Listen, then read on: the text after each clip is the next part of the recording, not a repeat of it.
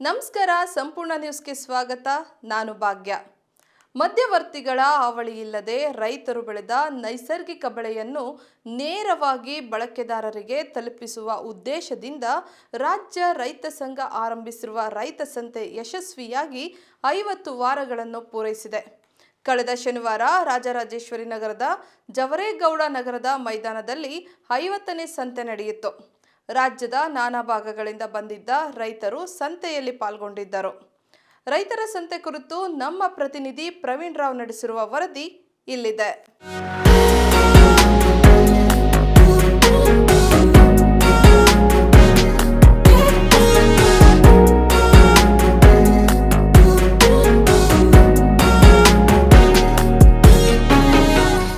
ಇಲ್ಲಿ ರೈತ ಸಂತೆಯನ್ನು ನಡೆಸಿ ಯಾರು ಬಳಕೆದಾರರಿದ್ದಾರೆ ಅವರಿಗೆ ಸಾವಯವ ಕೃಷಿಯ ಉತ್ಪನ್ನಗಳನ್ನು ನೇರವಾಗಿ ಗ್ರಾಹಕರಿಗೆ ರೈತರಿಂದ ಒದಗಿಸ್ತಾ ಇರತಕ್ಕಂತಹ ರೈತ ಸಂಘದ ಕಾರ್ಯಕರ್ತರಾಗಿರ್ತಕ್ಕಂತಹ ಜಯಚಂದ್ರ ಶರ್ಮಾ ಅವರಿದ್ದಾರೆ.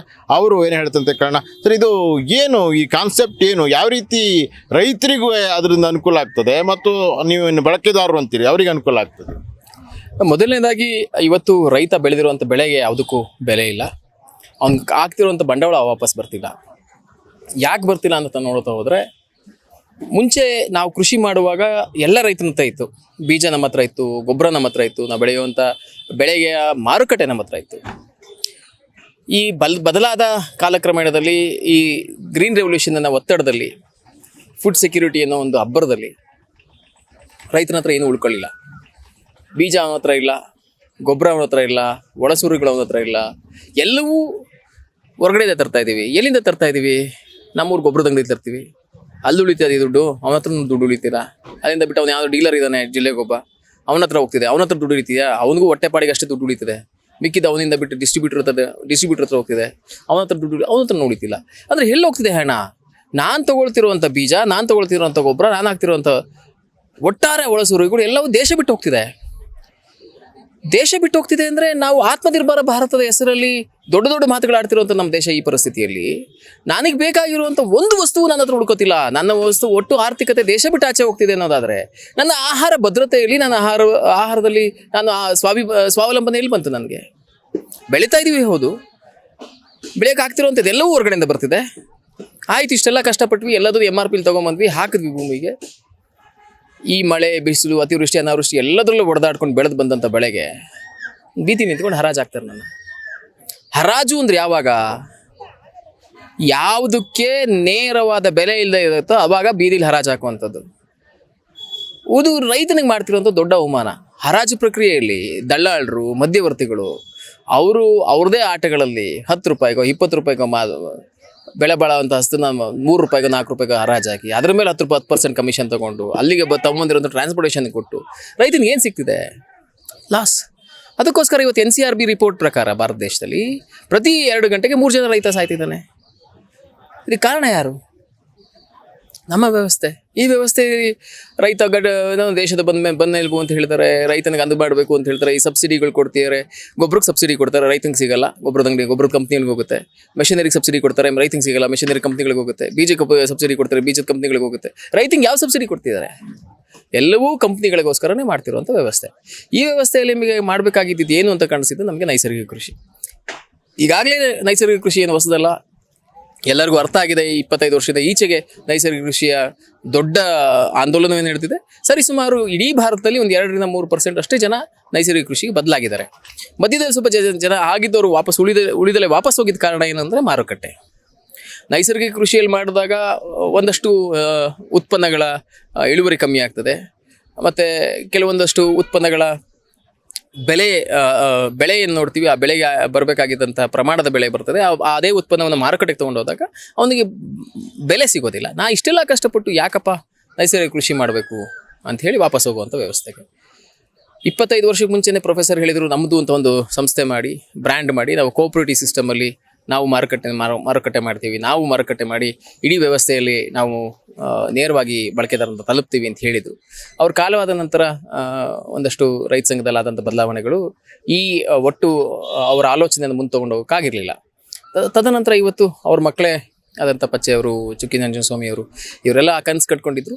ಆ ಕನಸನ್ನು ನನಸು ಮಾಡೋದಕ್ಕೆ ಅವರೆಲ್ಲ ಹೇಳಿದಾಗ ನಾವು ನಮ್ಮ ಬೆಂಬಲಕ್ಕೆ ಅವರು ನಿಂತು ನೈಸರ್ಗಿಕವಾಗಿ ಬೆಳೆದಿರುವಂಥ ಅಷ್ಟೂ ಪದಾರ್ಥಗಳನ್ನು ನೇರವಾಗಿ ತಲುಪಿಸಬೇಕು ಅಂತ ಹೇಳಿ ನಾವಿಲ್ಲಿ ಮಾರುಕಟ್ಟೆ ಮಾಡಿದ್ದೀವಿ.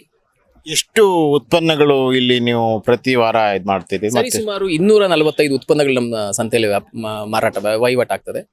ದವಸ ಧಾನ್ಯ, ಅಕ್ಕಿ, ಬೇಳೆ, ತರಕಾರಿಗಳು, ಹಣ್ಣುಗಳು, ಎಣ್ಣೆಗಳು, ಕಾಳುಗಳು, ಜೊತೆಗೆ ಮೌಲ್ಯವರ್ಧಿತ ಪದಾರ್ಥಗಳು ಎಲ್ಲವೂ ಆಗ್ತದೆ. ಎಲ್ಲವೂ ನೇರವಾಗಿ ರೈತನೇ ಉತ್ಪಾದನೆ ಮಾಡಿರುವಂಥದ್ದು ಬರ್ತದೆ. ಯಾವುದೇ ಮಧ್ಯವರ್ತಿ ಇಲ್ಲ ಇಲ್ಲಿ.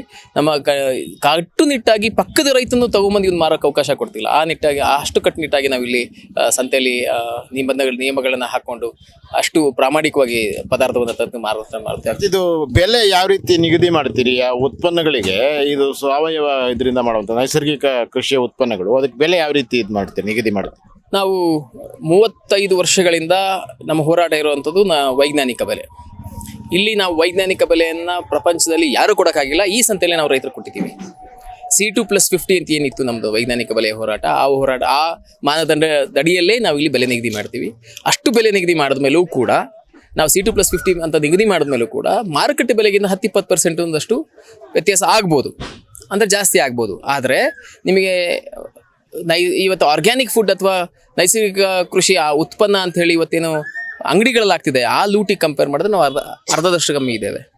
ಈಗ ನಿಮ್ಗೆ ಇಲ್ಲಿ ಸಂತೆಯಲ್ಲಿ ಭಾಗವಹಿಸಬೇಕು ಅಂದರೆ ರೈತರು ಹೇಗೆ, ನಿಮ್ಗೆ ಸಂಪರ್ಕ ಹೆಂಗೆ ಮಾಡೋದು ಮತ್ತು ಅವ್ರನ್ನ ಯಾವ ರೀತಿ ಆಯ್ಕೆ ಮಾಡ್ತೀರಿ ಅಂತ? ನೇರವಾಗಿ ರೈತರು ಇಲ್ಲಿ ಬರ್ತಾರೆ, ನಮ್ಮದೇ ಆದ ಕೋಆರ್ಡಿನೇಟರ್ ಇದ್ದಾರೆ, ಅವ್ರು ಚರ್ಚೆ ಮಾಡ್ತಾರೆ. ಮೊದಲನೇ ಹಂತದಲ್ಲಿ ಅವರು ನೈಸರ್ಗಿಕ ಕೃಷಿಕರ ಇಲ್ವಾ, ಯಾವ ಊರು, ಅವ್ರು ಏನು ಮಾಡ್ತಾರೆ, ಅವರು ಇದ್ರ ಮೇಲೇ ಜೀವನ ಕಟ್ಕೊಂಡಿದ್ದಾರಾ, ಇಂಥವ್ರಿಗೆಲ್ಲ ಇಂಥದ್ದೊಂದಷ್ಟು ಮುಖ್ಯವಾದಂಥ ಒಂದಷ್ಟು ಬೇಸಿಕ್ ಕ್ರಾಸ್ ವೆರಿಫಿಕೇಷನ್ ಆಗ್ತದೆ. ಅದಾದಮೇಲೆ ಇಲ್ಲಿ ಪ್ರತಿ ಸಂತೆಯಲ್ಲೂ ಪ್ರತಿ ಶನಿವಾರ ಮೀಟಿಂಗ್ ಆಗ್ತದೆ. ಆ ಮೀಟಿಂಗಲ್ಲಿ ಎಲ್ಲರ ಸಮ್ಮುಖದಲ್ಲಿ ಅವ್ರ ಪದಾರ್ಥವನ್ನು ನಾವಿಲ್ಲಿ ಪ್ರೆಸೆಂಟೇಷನ್ ಮಾಡ್ತೀವಿ. ಆ ಪ್ರೆಸೆಂಟೇಷನ್ ಮಾಡಿದ್ಮೇಲೆ ಎಲ್ಲರಿಗೂ ಒಪ್ಪಿಗೆಯಾಗಿ ನಮ್ಮದೇ ತಂಡ ಅವ್ರು ಮಾಡಿರುವಂಥ ಪದಾರ್ಥಗಳ ಅಥವಾ ಬೆಳೆದಿರುವಂಥ ಬೆಳೆಗಳನ್ನು ನೋಡಿ ನಾವು ಪ್ರಮಾಣಿಸಿದ ಮೇಲೇ ಇಲ್ಲಿ ಅವಕಾಶ ಕೊಡೋದು. ಇದು ಜನಗಳ ಸ್ಪಂದನೆ ಯಾವ ರೀತಿ ಇದೆ? 50ನೇ ಸಂತೆ ಅಲ್ವ ಇದು? ಯಾವ ರೀತಿ ಇದೆ? ಮೊದಲು ನಾವು ಸಂತೆ ಶುರು ಮಾಡಿದಾಗ 2 ದಿನ ಮಾಡಿದ್ವಿ, 1 ವರ್ಷದ ಮುಂಚೆ ಮಾಡಿದಾಗ. ಅವತ್ತು ನಮಗೆ ಒಂದು 27-28 ಲಕ್ಷ ವಹಿವಾಟಾಗಿತ್ತು. ನಮಗೆ ದೊಡ್ಡ ಅಭೂತವಾದಂಥ ಸಕ್ಸಸ್ ಅಂದ್ಕೊಂಡ್ವಿ. ಅವತ್ತು ಆರ್ಗ್ಯಾನಿಕ್, ಇನ್ಆರ್ಗ್ಯಾನಿಕ್ ಎರಡೂ ಇತ್ತು. ನಂತರ ನಾವು ಟುವರ್ಡ್ಸ್ ಆರ್ಗ್ಯಾನಿಕ್ ಅಂತ ಹೆಸರಿಟ್ಕೊಂಡಿದ್ವಿ. ಆದರೆ ಆರ್ಗ್ಯಾನಿಕೇ ಮಾಡಬೇಕು ಅನ್ನೋ ಒಂದು ಆಲೋಚನೆ ಬಂತು. ಆರ್ಗ್ಯಾನಿಕೇ ಮಾಡಿದಾಗ ಉಳಿದಿದ್ದೆ 4 ಜನ ರೈತರು. ನಂತರ ನಡೆದಂಥ ಬೆಳವಣಿಗೆಯಲ್ಲಿ ಇವತ್ತು 45 ಜನ ರೈತರಿದ್ದೀವಿ. ಸರಿ, ಸುಮಾರು 10-12 ಲಕ್ಷ ರೂಪಾಯಿ ವಹಿವಾಟು ಆಗ್ತದೆ ಪ್ರತಿ ವಾರ. ಒಂದು 800-900 ಜನ ಬಳಕೆದಾರರು ಬರ್ತಾರೆ ಪ್ರತಿ ವಾರ. ಇದು ಎರಡೂ ಜನಗಳಿಗೆ ಅನುಕೂಲ ಆಗಿದೆ.